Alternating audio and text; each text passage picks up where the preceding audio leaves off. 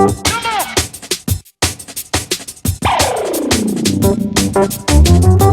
GeekGirl World, and welcome to Rebels Recap, where each week Lacey and I watch and review episodes of Disney XD's Star Wars Rebels. And this week an episode aired called Legends of the Lasat. Lacey's going to bring you up to speed about everything that happened in the episode, and then I'm going to share my thoughts on the latest developments.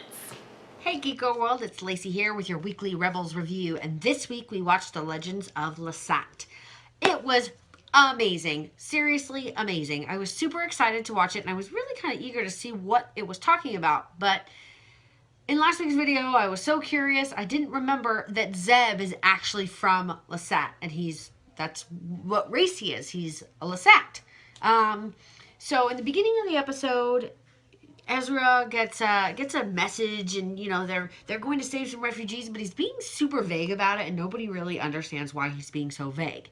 And it turns out that Hondo is the one that orchestrated this whole thing for them to be able to save the refugees, which no one knows who they are. And within a few minutes of the episode starting, we find out that Zeb was actually a general in the Lasat army, and that he's really like this super well-known Lasat. So it was kind of interesting to get to see a peek at him, because we've really gotten to know all the other characters very well and all about them, but Zeb has always been sort of more of a mystery, because he just says that he's the last of his kind, done, end of story. We don't really know anything about him, so it's really kind of nice to get to know more about him and where he came from and who he is as a person in the story. So you find out that he was a general in the Lasat army, and that these people that they're on the search for their new planet, and there's a prophecy that tells them how they need to get there, a child, a warrior, and he automatically assumes that he's the warrior and Ezra is the child, but he is not a child of Lasat. So, ergo, he's really the child too, and the warrior in all these different aspects. And it's really kind of an interesting story about how they end up basically flying through a spatial anomaly with the help of his staff. Spikes the ship, and there's this like yellow lightning all over it, and he ends up just guiding them through. And the Republic is just sitting there scratching their heads going, I don't even understand how they just did that. But the episode was really good, and he finds out that there are actually more people just like him. He is not the last of his kind, and that he didn't fail his people, and that there are more, and there will be more, and everything is going to be okay for his race as of now.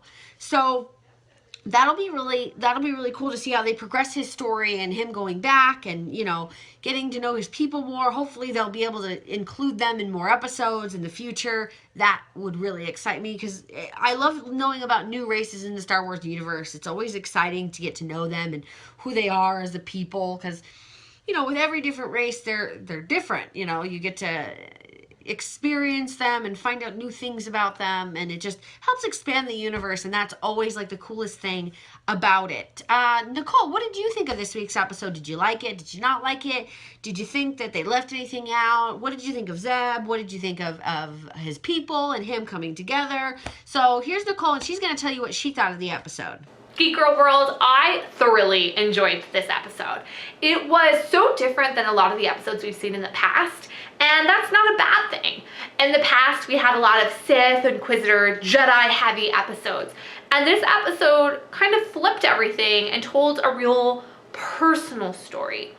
In the show, we have the character of Zeb, who's always brutish and a bully and really tough, kind of like the muscle of the show.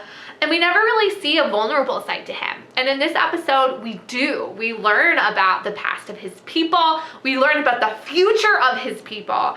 And in doing so, we reveal this whole other side to him that we've never seen before. And it showed that he is a leader. He is caring. He has been hurt. And seeing that just made his character so much more interesting. I've been waiting for a Zeb backstory for a really long time, and I'm so glad we got it. In the season 2 previews, we've seen some episodes where he is battling it out, stuck in a pickle with Agent Callus. And I think now that we've seen Zeb's backstory, it'll make these episodes where, you know, he's the central focus even more interesting and more rewarding.